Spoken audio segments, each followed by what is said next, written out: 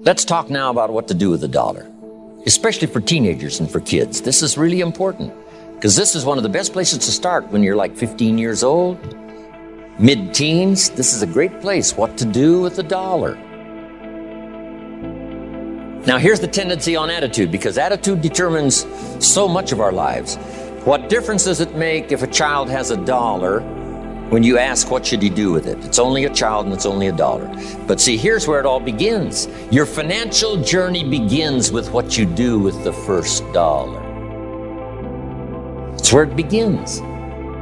Now, sure, you can do the wrong things and finally correct that, get on a better path, but it all begins on what you do with your resources. Jot this phrase down. It's one of the best for the weekend. Here's the 2 challenges of life. Number 1, the development of our full potential. That's challenge number 1. Challenge number 2 is the wise use of all our resources. That sums up life in general. The development of all of our potential and the wise use of all our resources. One of our resources is time, and we talked about that. Now we're going to talk about the wise resource called money. And let me share with you now a little plan. Because when I met Shof, and he asked me about my financial condition, he said, how much money have you saved and invested the last 6 years? And I said 0. He said, not a good number. Here's what I told him. If I had more money, I'd have a better plan. Now jot this down, because here's what he said. If you had a better plan, you would have more money. Next key phrase, it's not the amount that counts, it's the plan that counts.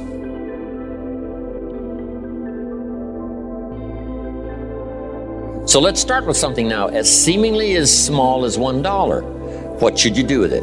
Here's what we teach, teenagers especially.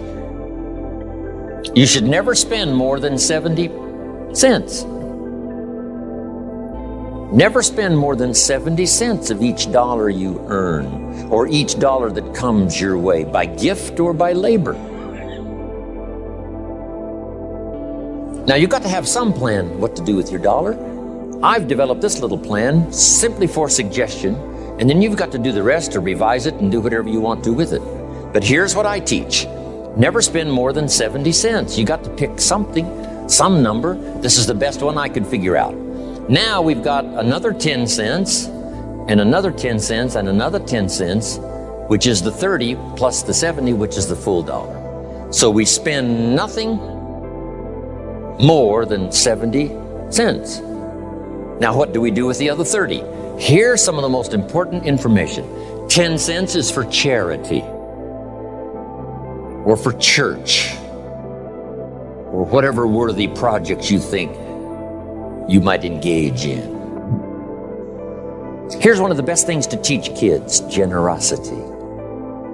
Because first we're going to teach abundance, to provide more than you could use for yourself. The be fruitful philosophy that we talked about yesterday means to produce more than you need, so you have more than necessity. You have some to share. Some churches teach a 10%, a tithe they call it, which is fine. The key is to either administer this 10 cents yourself or to give it to some institution, a church or whatever, and let them spread it around. Let them put it where it's needed.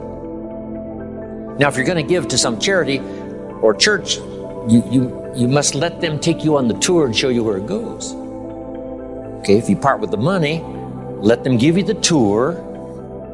Here's where the 10% goes if you're going to tithe. Because now that gives you great joy to give 10%. Because you say, hey, here's what it's doing, here's what it's doing, here's where it's going, here's who gets it. Okay? Now the next 10 cents is called the use of capital. I have the unique privilege now to teach capitalism in Russia. When I first went, I told you, 8,000 in my class in Moscow. I teach capital. Let me give you now my definition of capital and capitalism. It's just in a couple of sentences. Because Marx was wrong. Lenin was wrong. They didn't understand capitalism. Here's what they taught. Capitalism is a big company that abuses its workers. I mean, how ridiculous can you be? Anybody can abuse another person. We don't call it capitalism. One child can abuse another child. We don't call it capitalism. One family can abuse another family. We don't call it capitalism. People can abuse other people. That's not. So whether it's a big company, it's wrong no matter what it is. But they said, no, that's capitalism. A big company that abuses its workers. That's ridiculous. Wish I'd have been back there to debate the subject. Here's what capital and capitalism is. So jot this down. Capital is any value you set aside. Capital is any value you set aside to be invested in an enterprise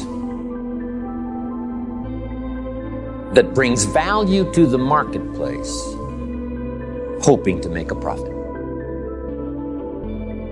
That's what capital and capitalism is. I can say it in one sentence. Capital is any value you set aside to be invested in an enterprise that brings value to the marketplace, hoping to make a profit.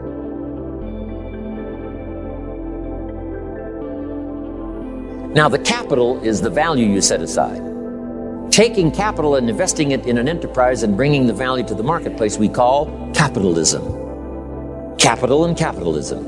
It is so simple that to mess it up with some weirdo kind of philosophy is a disgrace. Now, who can understand this? First of all, the farmers understand it. Here's what seed corn is. It's capital.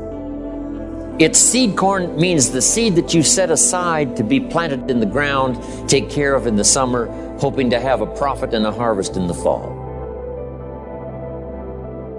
So the farmer sets aside his seed corn. Question, would he let his family eat it? No, this seed is not to be eaten. It's to be invested in the ground, to take a risk, cared for in the summer, harvested and multiplied in the fall. Now, the same is true of some of your money. If you set aside, and I suggest, part of your capital should be set aside for an enterprise to show a profit.